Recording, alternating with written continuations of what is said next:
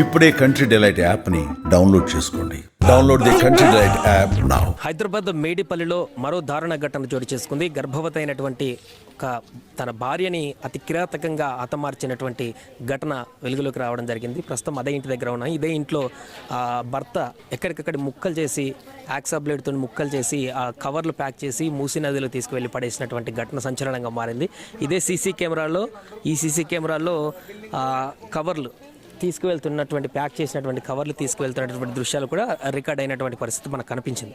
ప్రస్తుతం ఈ బిల్డింగ్కి సంబంధించినటువంటి ఓనర్ మనతో పాటు ఉన్నారు. ఒకసారి మాట్లాడదాం. అతను ఎంతకాలం నుంచి ఇక్కడ రెంట్కుంటున్నారు ఏంటి అనేటువంటి విషయాలు కూడా మాట్లాడదాం. అన్న, మీ బిల్డింగ్ అనేది ఎంతకాలం నుంచి రెంట్కుంటున్నాడు? ఫస్ట్ స్టార్టింగ్లో ఒక 8 నెలల దాకా ఉన్నాడు. అలా మిస్సెస్ పెట్టినట్టు ఉందని ఇంకా కాల్ చేస్తామన్నా ఎక్కడ దిగుడు మా భార్య కష్టమవుతుంది అంటే మీ ఇష్టం కాల్ చేస్తా కాల్ చేయని చెప్పాము. కాల్ చేసి వేరే తనకి వెళ్ళారు. అక్కడ ఒక 6 నెలలు 7 నెలలు ఉన్నాడు. అక్కడ రెంట్ ఎక్కువ ఆడుతున్నా సార్ పెంచుతున్నారు. దాంట్లో ఉండలేమన్నా మేము అంత సంపాదించగా కట్టలేము డబ్బులు అంతా. ఇక్కడ మీరు జర తక్కువ ఉందన్న మళ్ళీ వస్తాం. మెల్లగా మా భార్య ఎక్కువ దిగదు. మెల్లగా నేనే పైకి దిగి అవి తెచ్చుకుంటే సామాన్ బయటకు పోయినా అని ఆమె ఎక్కువ దిగదు అంటే సరే ఉండండి అని చెప్పాను. వచ్చారు, ఒక నెల ఉన్నారు. నెల కాలే ఇంకా ఫస్ట్ వస్తే నెల అవుతుంది. ఇక మొన్న ఒకసారి కలిశాను. వచ్చిపోయిన పాప ఈయన బయట కూర్చున్నది. మాట్లాడినా మహేందర్ లేదంటే బయటికి పోయాడు అని చెప్పింది. సరే వచ్చినాక అన్న చెప్పు వచ్చిపోయినా అని చెప్పాను. మీరు ఎక్కడ ఉంటారు? ఇదే బిల్డింగ్లో? లేదు పక్కకు ఉంటాను నేను వేరే దాన్ని. మీరేమన్నా అంటే వాళ్ళ గొడవలు అవ్వడం కానీ అట్లాంటి ఏమైనా జరిగిందా 20 రోజులు? ఏం లేదు, అట్లే వచ్చి కలిసాను కదా. కలిసి వచ్చి మాట్లాడిపోయాను అమ్మాయితోటి. లేడా మహేంద్ర అంటే లేడు బయటికి పోయినా అని చెప్పింది. ఇంకా సరేలే కలిసి వచ్చినని చెప్పాను. ఇట్లా మంచిగా ఉండండి అది అని చెప్పాను. సరే మంచిగా ఉంటామని అన్నది. అంత అప్పుడే మాట్లాడినా కానీ మళ్ళీ మాట్లాడలేదు. ఆయన మహేందర్ కానీ మీతో ఏం మాట్లాడా అంటే ఈ ఇంట్లో పరిస్థితుల గురించి ఇట్లాంటివి కానీ ఎప్పుడు ఏం చెప్పలేదా? మీకు చెప్పేవాడు కదా?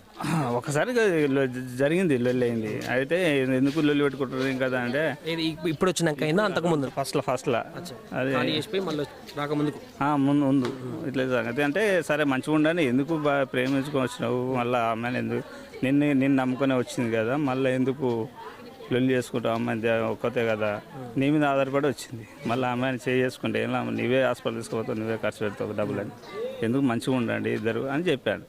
సరే అన్న మంచిగా ఉంటలేదు అది అన్నారు. సరే మంచిగా ఉంటే ఉండండి, మీరు ఇట్లా గొడవ చేసుకుంటే నేను కూడా కాల్ చేపిస్తా. 3 months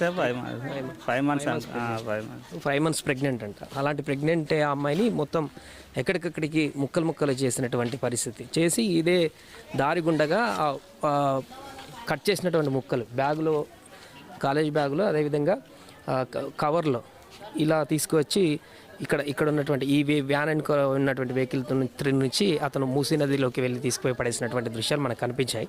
ఇక్కడ ఉన్నటువంటి కొంతమందితో మాట్లాడేటువంటి ప్రయత్నం చేద్దాం. మిగతా వాళ్ళ మీకు తెలిసిందా ఇది? ఎప్పుడు తెలిసింది మీకు? నాకేం తెలియదండి. నిన్న 7 గంటలకు నేను బయట కూర్చున్నాను. నా ముంగటైతే బ్యాగ్ వేసుకొని ఒక సంచి పట్టుకొని వెళ్ళిండు. కానీ మాకు అది అనుకోలేదు. అప్పుడు ఆ బ్యాగ్లో ఉన్నాయి ఆమె ముక్కలు అని చెప్పేసి మీరు అనుకోలేదు? మేము అనుకోలేదు. ఏమో ఎక్కడికైనా వెళ్తుండేమో అని మేము అనుకున్నాం, కానీ మాది బాడని మాకు తెలియదు. సో ఇప్పుడు తర్వాత పోలీసులు వచ్చి తెలిసిన తర్వాత ఎట్లా అనిపించింది మీకు? ఇంత దారుణంగా కూడా హత్య చేస్తారనిపించింది? నమ్మలేకపోతున్నాం. ఆ మాటను చూస్తూనే నమ్మలేకపోతున్నాం. చచ్చిపోయిందంటేనే మాకు అర్థం అవుతలేదు. మాకు ఇంట్లో కూడా ఒప్పుది అవుతలేదు. మీరు ఇప్పుడు ఇదే బిల్డింగ్లో ఉంటారా? నేను పక్కన ఉంటాను. కింద అక్కడే ఉంటారు? మాది రేకులీలు. ఎట్లా వాళ్ళు మంచిగా ఉంటారా? ఏమన్నా గొడవలు పడతారు? మాకు తెలియదండి. కానీ వాళ్ళు మొన్న రీసెంట్గా వచ్చినారు, నెల కింద. అంతకుముందు కూడా ఉన్నారంట? అప్పుడు ఉన్నారు, మళ్ళీ రీసెంట్గా వచ్చినారు. వచ్చిన కానీ నుంచి గొడవ అనేది వినవాళ్ళే మాకు. మరి మొన్న నిన్న నైట్ అయితే 7 గంటలకు బ్యాగ్ వేసుకొని, కాలేజ్ బ్యాగ్ వేసుకొని, టోపీ పెట్టుకుంటూ బ్లాక్ కలర్ది సంచి, నవల సంచి లాంటి సంచి ఎత్తుకొని పోయిండు, చేతులలో పట్టుకుని. ఆమె ఎట్లుండేది? స్వాతి మీతో మాట్లాడుతుండేదా?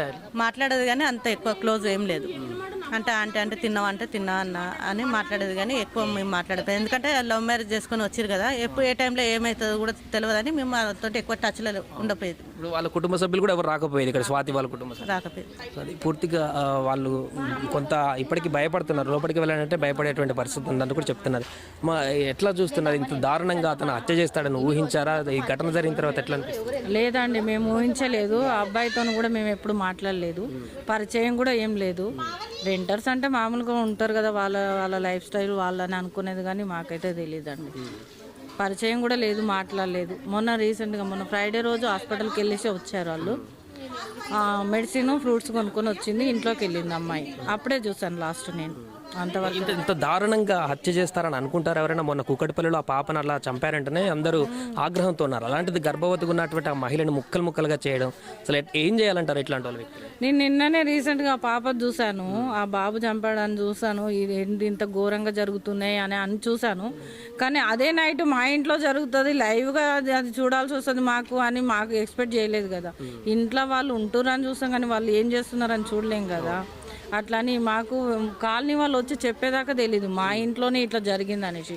పోలీస్ వాళ్ళు వచ్చారు, వాళ్ళు వచ్చి ఇట్లా జరిగిందని మాకు లేపితే కానీ మాకు అప్పుడు తెలుసు. మేము కూడా ఆడలేం కాబట్టి మాకు తెలుసు అట్లా చేయకపోదాం. కానీ తను మాత్రం బతకడానికి ఛాన్సే ఇవ్వద్దు.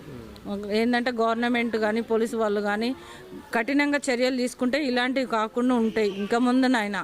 కానీ ఏంటంటే ఆడవాళ్ళ మీద హత్యలు ఇట్లా కేసులు ఎక్కువైతున్నాయి కాబట్టి ప్రభుత్వం కూడా కొంచెం పట్టించుకోవాలి, కఠిన చర్యలు పెట్టాలి. ముఖ్యంగా ఆమె వాళ్ళ పేరెంట్స్ని వదులుకొని వాళ్ళ కుటుంబాన్ని వదులుకొని ప్రేమించి ఇతని కోసం వచ్చి ఇక్కడ ఈ కొంపలో రెంటుకుంటూ మొత్తం నమ్మి వచ్చింది ఆమె సర్వస్వం. అలాంటి వ్యక్తి ఆమెను ఇలా మర్డర్ చేయడం అనేది ఎట్లా చూడొచ్చు అంటారు? అంటే ఇప్పుడు ఈ ప్రేమ వివాహాల పైన కూడా ఇప్పుడు ఈ ఘటన తర్వాత భయాందోళన కలిగేటువంటి పరిస్థితి.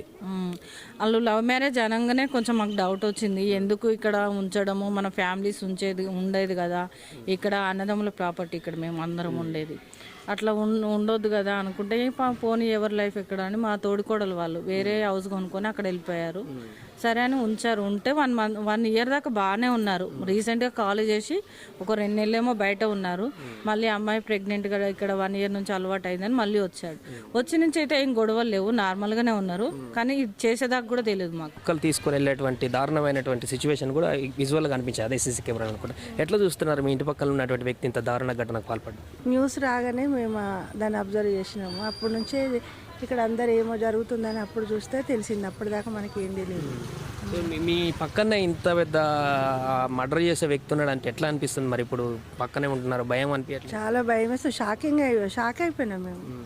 షాక్లోనే ఉన్నాం. ఇంకా మేము అసలు రియలైజ్ అవుతలేము అసలు. ఇప్పుడన్నా జరిగాయి ఇట్లాంటివి ఏమన్నా ఈ కాలనీలో దగ్గర?